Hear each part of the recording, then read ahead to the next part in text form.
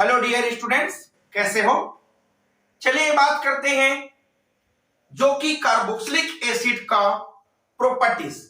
और प्रॉपर्टीज की बातें करें तो इस पर हम लोग दो तरह से प्रॉपर्टीज पढ़ने वाले हैं, एक फिजिकल प्रॉपर्टी और सेकंड केमिकल प्रॉपर्टी।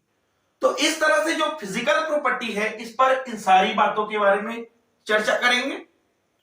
तो चलिए यहां पर फर्स्ट नंबर देखें, इसकी फिजिकल स्टेट। अब कंपाउंड में क्या होता है, जो कार्बोक्सिलिक एसिड होता है वह कार्बोक्सिलिक एसिड सॉलिड, लिक्विड और मोम के जैसा ठोस होता है।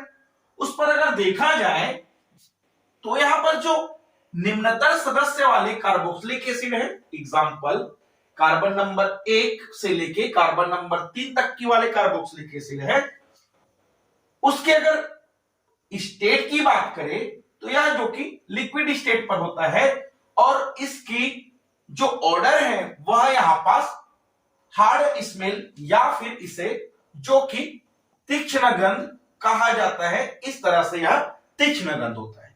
और इसकी कलर की बातें करें तो यहां पर जितने भी हम लोग कार्बोक्सिलिक एसिड लेंगे उस कार्बोक्सिलिक एसिड का कलर जो कि कलरलेस होता है। यहां पर बात करें कार्बन नंबर अगर 4 से लेके कार्बन नंबर 9 तक के वाले कार्बोक्सिलिक एसिड की बात कर ले तो वह भी कलरलेस होता है और इसकी जो स्टेट है वह यहां पर ऑयली लिक्विड स्टेट पर आ जाता है। और इसकी जो ऑर्डर है वह स्पेसिफिक स्मेल रहता है, जैसे कि जो बकरी होता है उस बकरी के दूध की मक्खन की तरह। तो इस तरह से यहां पर उसकी स्मेल होता है।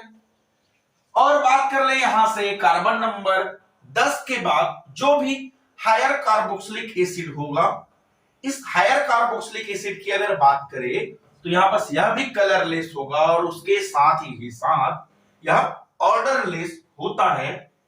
और इसकी जो स्टेट है वह जो कि वैक्स सॉलिड या सॉलिड वैक्स यानी कि मोम की तरह ठोस होता है। सेकेंड नंबर पर बात कर ले इसकी मेल्टिंग पॉइंट और बॉइलिंग पॉइंट की। तो इसकी मेल्टिंग पॉइंट और बॉइलिंग पॉइंट में होगा इस तरह से है कि सबसे पहले तो जान ले जो कार्बोक्सिलिक एसिड होता है इस तरह से कार्बोक्सिलिक एसिड सी डबल या ऐसे लिख दी इसको RCOOH। इस तरह से यह कंपाउंड जो कि कार्बोक्सिलिक एसिड है, यह क्या है, कार्बोक्सिलिक समूह होने की वजह से इस एसिड का नाम कार्बोक्सिलिक एसिड है। और इस कार्बोक्सिलिक एसिड में होगा इस तरह से है कि अगर इस पर ट्रिक की तरह देखे तो सबसे पहले तो फर्स्ट नंबर पॉइंट यह है कि कार्बोक्सिलिक एसिड में अगर मॉलिक्यूलर वेट बढ़ता है, अनुभार अगर कार्बोक्सिलिक एसिड की बढ़ते जाता है, उस कंडीशन में उस कार्बोक्सिलिक एसिड की चाहे मेल्टिंग पॉइंट हो या फिर बॉइलिंग पॉइंट हो, वह दोनों जो कि बढ़ते जाएगा। कंडीशन यह है मेल्टिंग पॉइंट और बॉइलिंग पॉइंट के बढ़ना, जब मॉलिक्यूलर वेट यहां से इंक्रीज होगा तब इसकी मेल्टिंग पॉइंट बॉइलिंग पॉइंट भी बढ़ेगा। लेकिन यहां पर जो कार्बोक्सिलिक एसिड होगा वह कार्बोक्सिलिक एसिड जो कि सामान्य कार्बोक्सिलिक एसिड होता है। और अगर कार्बोक्सिलिक एसिड जैसे कि एग्जांपल की बात कर ले यहां पास, तो एग्जांपल इस तरह से है। अगर कार्बन की नंबर बात कर ले, देखिए इस पर कार्बन की नंबर 1 2 3 कार्बन की संख्या बढ़ते गए, यहां पर देखिए 1 2 कार्बन की संख्या कम है। अगर इक्विवेलेंट वेट की बात कर ले या मॉलिक्यूलर वेट की बात कर ले तो इनकी मॉलिक्यूलर वेट क्या है, यहाँ पर 72 है और इनकी मॉलिक्यूलर वेट क्या है 60 है। और हम लोग क्या बोले हैं, मॉलिक्यूलर वेट बढ़ने से इसकी मेल्टिंग पॉइंट और बॉइलिंग पॉइंट भी बढ़ता है। तो इस तरह से इसकी मॉलिक्यूलर वेट क्या है 72 है और इसका क्या है 60 है। तब इस कंडीशन में यहां पास जो कंपाउंड यहां पास प्रोपेनिक एसिड है, इसकी मेल्टिंग पॉइंट और बॉइलिंग पॉइंट जो कि ज्यादा है कंपेयर टू एसिटिक एसिड। तो यहां पास इसकी बॉइलिंग पॉइंट है 141 सेंटीग्रेड, बल्कि एसिटिक एसिड का यहां पास 118 सेंटीग्रेड पर। और होता कई बार इस तरह से है कि एक कार्बोक्सिलिक एसिड सामान्य है और एक कार्बोक्सिलिक एसिड जो कि चक्रीय फॉर्म पर है, साइक्लिक फॉर्म पर, उस कंडीशन में जो साइक्लिक फॉर्म पर कार्बोक्सिलिक एसिड होगा उसकी जो मेल्टिंग पॉइंट और बॉइलिंग पॉइंट है वह बढ़ जाएगा। एग्जांपल की बात कर ले यहां पास कि अगर इस तरह से कार्बोक्सिलिक एसिड है R, फिर यहां पर C डबल बॉन्ड O, फिर यहां से O और H कार्बोक्सिलिक एसिड, और यही कार्बोक्सिलिक एसिड एक और कार्बोक्सिलिक एसिड के साथ जुड़ जाए। कैसे जुड़ेगा? यहां से R, फिर R के बाद क्या है यहां से C, और यहां से O, फिर H, इस तरह से जुड़ा हुआ है, और यहां पर जो कि डबल बॉन्ड। और जब दोनों आपस में जुड़ता है तो इन दोनों पर जो कि यहां पास कौन सा बॉन्ड फॉर्मेशन हो गया? H बॉन्ड, जिसे हाइड्रोजन बॉन्ड कहा जाता है। अब क्या है यहां पास? हाइड्रोजन बॉन्ड जब बना तो यह कंपाउंड अभी क्या है? साइक्लिक डाइमर है यहां पास, साइक्लिक डाइमर। और इस तरह से जो साइक्लिक कंपाउंड है वह कोई भी कार्बोक्सिलिक एसिड हो जिसकी मॉलिक्यूलर वेट कितना भी रहे, उस कंडीशन में जो साइक्लिक डाइमर वाला कार्बोक्सिलिक एसिड है इस तरह से चक्री वाला, उसकी मेल्टिंग पॉइंट और बॉइलिंग पॉइंट क्या है? ज्यादा होगा। और वैसे ही इस कार्बोक्सिलिक एसिड की बातें करें तो कार्बोक्सिलिक एसिड की अगर यहां पास देख ले, इस तरह से भी है कि कार्बोक्सिलिक एसिड में क्या है, अगर एल्केन की बात कर ले, इस तरह से जो एल्केन है, अगर एल्केन की बात कर ले यहां पास पेंटेन, इस तरह से पेंटेन है, और इस पेंटेन में बात कर ले मॉलिक्यूलर वेट 72 है, और सेम जैसे ही पेंटेन है जिसकी मॉलिक्यूलर वेट 72 है, वैसे ही यहां पास अगर एक और बात कर ले जो कि प्रोपेनिक एसिड, अब इस पर भी क्या है? मॉलिक्यूलर वेट 72 ही, तब उस कंडीशन में जो कार्बोक्सिलिक एसिड होता है उस कार्बोक्सिलिक एसिड की मॉलिक्यूलर वेट बढ़ता है, या फिर कार्बोक्सिलिक एसिड की मॉलिक्यूलर वेट इस तरह से एल्केन के कंपेयर में बराबर है, तब भी कार्बोक्सिलिक एसिड की मेल्टिंग पॉइंट और बॉइलिंग पॉइंट ज्यादा होगा, क्योंकि कार्बोक्सिलिक एसिड पर H बॉन्ड यानी कि हाइड्रोजन बॉन्ड बनाने की कैपेसिटी होता है, और जब हाइड्रोजन बॉन्ड बनता है उस कंडीशन पर इसकी मेल्टिंग पॉइंट और बॉइलिंग पॉइंट जो कि इंक्रीज होते जाता है। तो इस एल्कीन की बॉइलिंग पॉइंट क्या है यहां पास? 36, लेकिन प्रोपेनिक एसिड का यहां पास बॉइलिंग पॉइंट 141 सेंटीग्रेड है यहां पास। अगर इनकी बात कर ले तो एल्केन के कंपेयर में किसकी है? जो कार्बोक्सिलिक एसिड है जिसकी मेल्टिंग पॉइंट और बॉइलिंग पॉइंट अधिक है। अच्छा, एल्केन के बाद अगर बात कर ले इस तरह से, अगर यहां पास एस्टर की बात कर ले, यह कंपाउंड क्या है? एस्टर है। अच्छा, इस एस्टर की नाम की बात कर ले तो यहां पास एसिटिक एसिड जैसा है, और यहां पास मिथाइल ग्रुप है, तो क्या है इनका नाम? मेथिल एसीटेट भी बता सकते हैं इस पर, मेथिल एसीटेट। अब इस मेथिल एसीटेट की बात कर ले, तब क्या इस मेथिल एसीटेट का अगर कंपेयर कर ले इस तरह से कार्बोक्सिलिक एसिड के साथ, तब देखो यहां पास एस्टर है या फिर कार्बोक्सिलिक एसिड, यहां पास मेथिल एसीटेट है, इस पर मॉलिक्यूलर वेट कितना है यहां पास? 74। कार्बोक्सिलिक एसिड इस तरह से प्रोपेनिक एसिड है यहां पास, इस पर 72 है। एसिटिक एसिड का मॉलिक्यूलर वेट यहां पास 60 है। फिर भी यहां पास जो कार्बोक्सिलिक एसिड है उसकी मेल्टिंग पॉइंट और बॉइलिंग पॉइंट ज्यादा होगा, क्योंकि इस कार्बोक्सिलिक एसिड में इस एस्टर के कंपेयर पर हाइड्रोजन बॉन्ड बनाने की कैपेसिटी अधिक होता है, और एस्टर जो कि हाइड्रोजन बॉन्ड अच्छे से नहीं बना पाता है, इसीलिए यहां पास कार्बोक्सिलिक एसिड की मेल्टिंग पॉइंट और बॉइलिंग पॉइंट अधिक होता है। चलिए यहां पास बता दिए एस्टर की। और अगर बात कर ले एल्कोहल के साथ कार्बोक्सिलिक एसिड का मेल्टिंग पॉइंट और बॉइलिंग पॉइंट कंपेयर करें तो देखिए, अगर यहां पास बात कर ले इस तरह से जो एल्कोहल है 1 2 3 यानी कि प्रोपेनॉल, और प्रोपेनॉल की मॉलिक्यूलर वेट क्या है यहां पास? 60 है। और एसिटिक एसिड भी ले लिए, और एसिटिक एसिड की मॉलिक्यूलर वेट क्या है यहां पास? 60 है। अब दोनों की जब मॉलिक्यूलर वेट सेम है 60 और 60, उस कंडीशन में अगर देखा जाए तो एल्कोहल के कंपेयर में कार्बोक्सिलिक एसिड होता है वह हाइड्रोजन बॉन्ड बनाता है, और वो भी कौन सा hydrogen bond? Strong hydrogen bond. इस वजह से कार्बोक्सिलिक एसिड की बॉइलिंग पॉइंट और मेल्टिंग पॉइंट अधिक होता है। तब देखें यहां पास जो प्रोपेनिक एसिड है इसका बॉइलिंग पॉइंट 99 डिग्री है, और यहां पास अगर एसिटिक एसिड की बात करें तो 118 सेंटीग्रेड यहां पास इनकी बॉइलिंग पॉइंट होता है। कहने की मतलब हम लोग यहां पास क्या किए हैं, अगर देखे हैं तो सबसे पहले तो यही देखिए, मॉलिक्यूलर वेट बढ़ता है तब उसकी मेल्टिंग पॉइंट और बॉइलिंग पॉइंट भी बढ़ता है।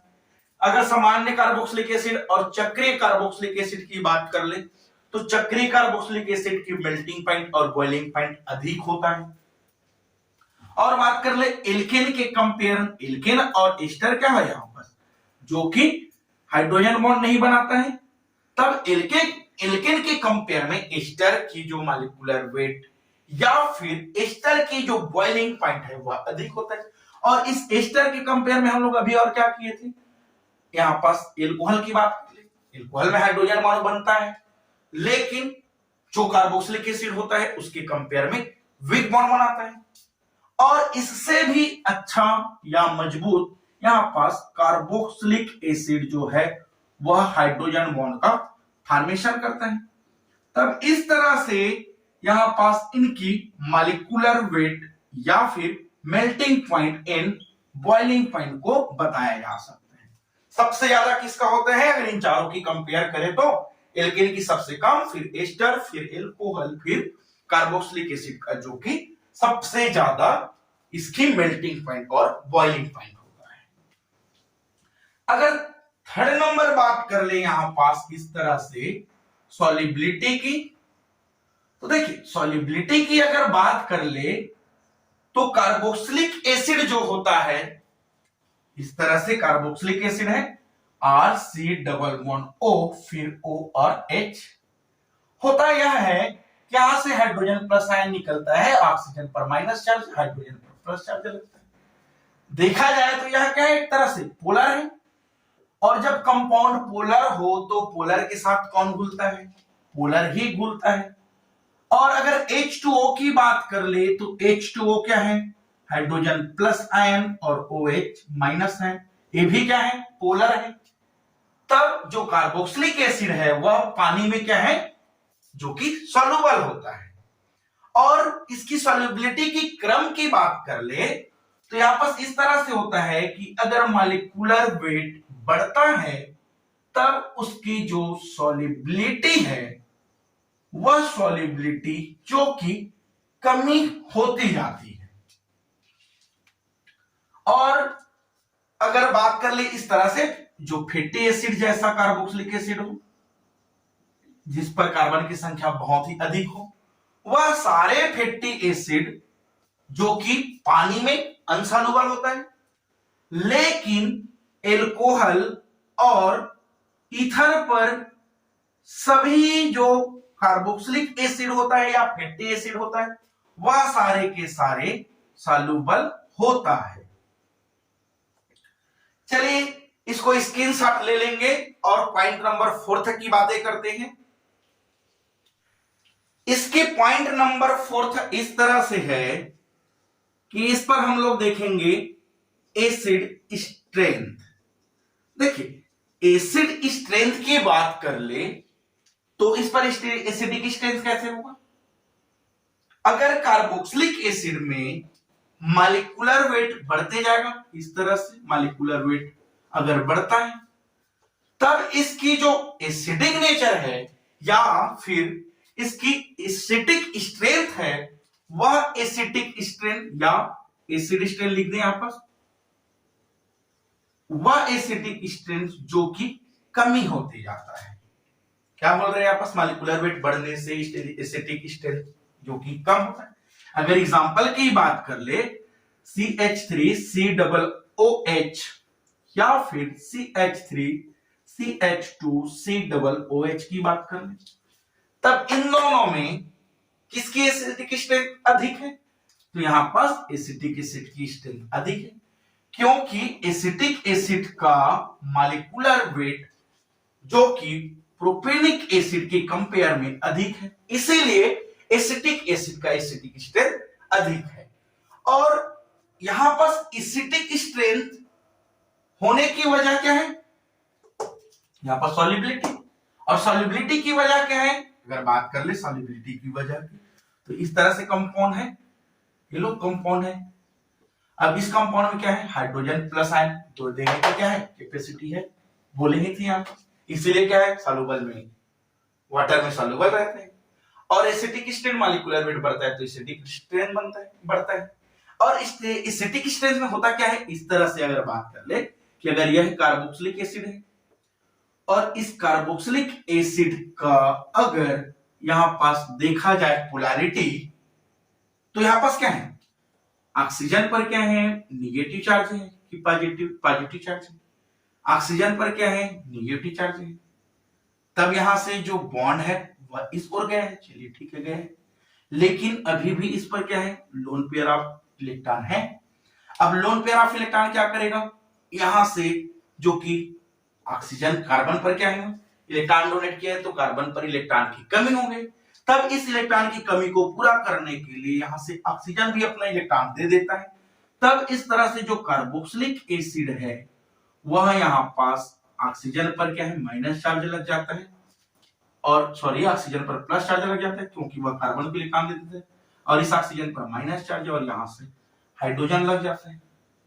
अब क्या करेगा, देखो सबसे पहले यहाँ पर प्लस चार्ज है माइनस चार्ज है, प्लस चार्ज है माइनस चार्ज है, यहाँ पास आते गए, इस पर क्या है एक तरह से एक रिजोनेंस देते जा रहे हैं। अब क्या करेगा, ऑक्सीजन पर फिर से इलेक्ट्रॉन की कमी होगी क्योंकि ऑक्सीजन पर क्या है अभी एक लोन पेयर ऑफ इलेक्ट्रॉन है, तो इलेक्ट्रॉन काउंट करें तो 1 2 2 4 6 7, यहाँ पर टोटल इलेक्ट्रॉन कितने 7 नहीं 6 है, 2 2 4 और यहाँ पर 6।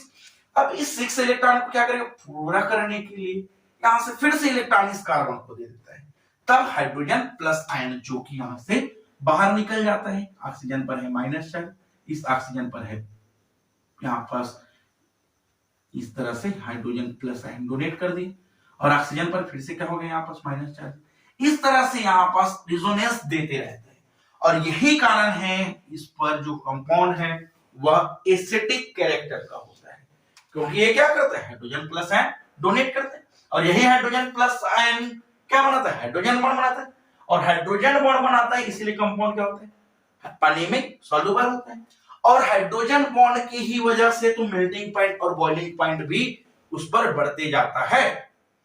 तो इस तरह से इसको स्क्रीनशॉट ले लेंगे, और यह तो रही कार्बोक्सिलिक एसिड की फिजिकल प्रॉपर्टी। अब मिलते हैं हम लोग नेक्स्ट लेक्चर के साथ कार्बोक्सिलिक एसिड की केमिकल प्रॉपर्टी के साथ। Thank you.